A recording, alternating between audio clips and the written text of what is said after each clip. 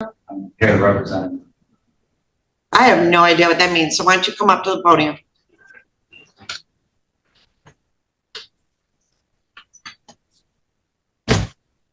I tried to. Nope. Yeah, stand in front of the thing. So what is your name?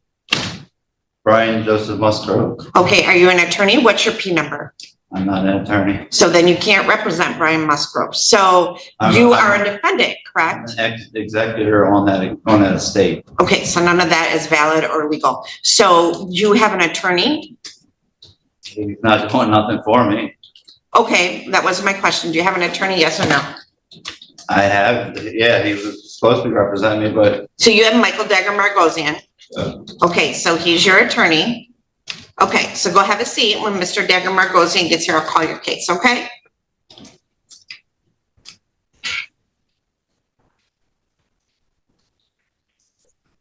All right, so Mr. Musgrove, you want to come up to the podium, please? Walking into court with confidence and a whole lot of confusion.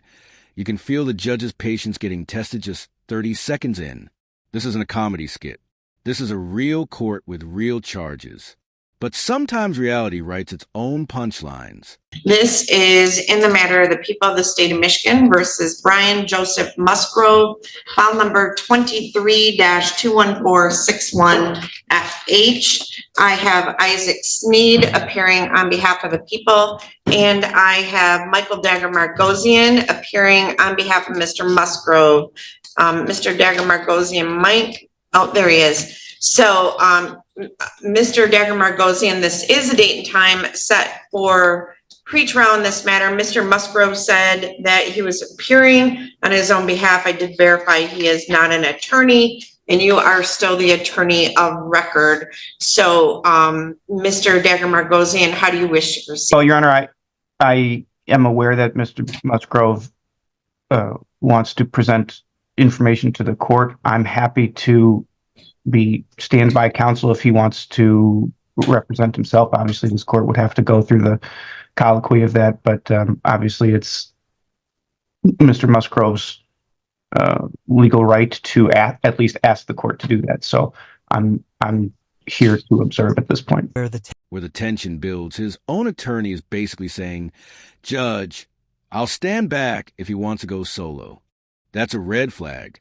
Representing yourself isn't just risky. In a felony case like this, it's borderline self-destruction. After clip 3, and here it is, the infamous sovereign citizen playbook. They all caps name a private person. No jurisdiction arguments. I've seen judges shut these down. But this judge, she's not just shutting it down.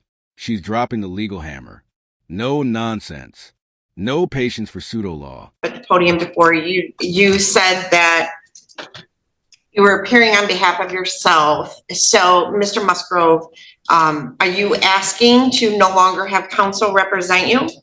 Well, what I'm understanding is that the court is a private, for-profit. So, Mr. Musgrove, I know where you're going with this, and none of that is valid.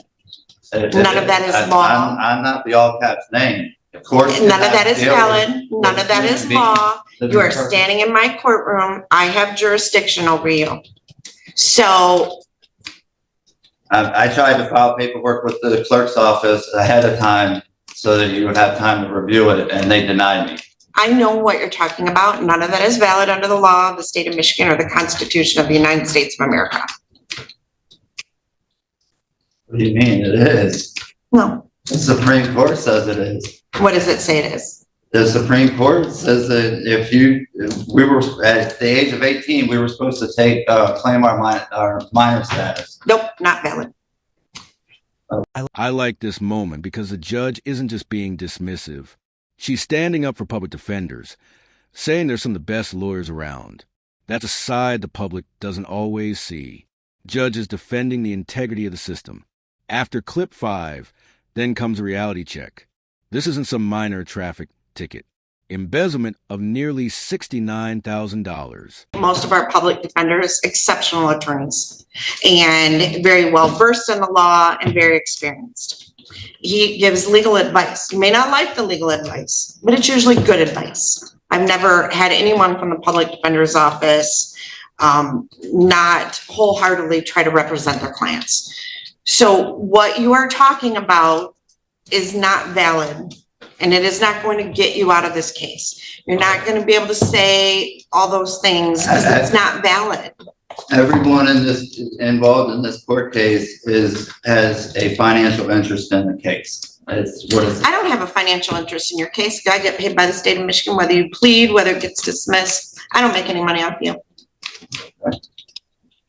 A computer to commit the crime, another 10 years. And yes, those can stack. You're looking at 2 decades if a jury finds you guilty. Crimes are protected. People who are victims of crimes are protected. And that's why we have all in these. order for there to be a crime, there has to be a victim. There is no. Well, there is a victim in this case. The victim would be the company. You are charged. I can't face. Actually, just hold on. So your crime that you are charged with, which you are innocent as of this time, let me grab the right file, is failure. Oh, this is let me see. This is an embezzlement charge. So you are charged in count 1 with embezzlement 50,000 or more, but less than 100,000. That being an agent, servant, or employee of Hardwoods of Michigan Industries did convert to your own use without the consent of your employer or principal, industrial tools and equipment in the amount of $68,938.40 or money or equipment. And that's a 15-year felony. So if you are found guilty by a jury, you can go to prison for up to 15 years. You're charged in count 2 with using a computer to commit a crime. To facilitate the charge in count 1, that carries a maximum penalty of up to 10 years in prison. And the way the statute is set up, I can actually stack those possibly. So you potentially could be looking at up to 25 years in prison. So the victim. I can't face my accuser because it's a business defense. It's creative. I'll give him that. But the judge shuts it down in 3 words. Alleged in this would be that business. Right, and I can't face that accuser because that business can't get on the stand for me to ask questions, and a third party. But their representative can. Yes, they can. Yes, they can. Yes, they can. So I have 189,000 of student loan debt that was forgiven to be a lawyer. You do not. And Mr. Dagger Margosian, Mr. Isaac Sneed, all of the attorneys here went to law school to know the law, and their job is to advise you of the law. So Yeah, yes, they can. Yes, you can be charged. Everything. You can't outlodge established law with internet theories. After clip 7, this part almost feels like stand-up comedy. If you were dead, the case would be dismissed. The judge delivers it so dryly, but she's making a bigger point. These corporation arguments don't hold water in any courtroom. Laws and statutes that you guys go by are legal. Corporations. They're for Still a crime. Still a crime. But I'm not Still a crime. Corporation. I'm a living person. Yep, and that's why you're standing in front of me. If you were dead, the case would be dismissed. Yeah, the all caps name is dead. That means nothing. That's not valid. Okay. It's not legal. And just like that, the drama pauses. Brian says he needs time to think. The judge gives him a new date, and we're left wondering, will he come back with a lawyer or go full self-representation? Either way, March 20th is going to be interesting.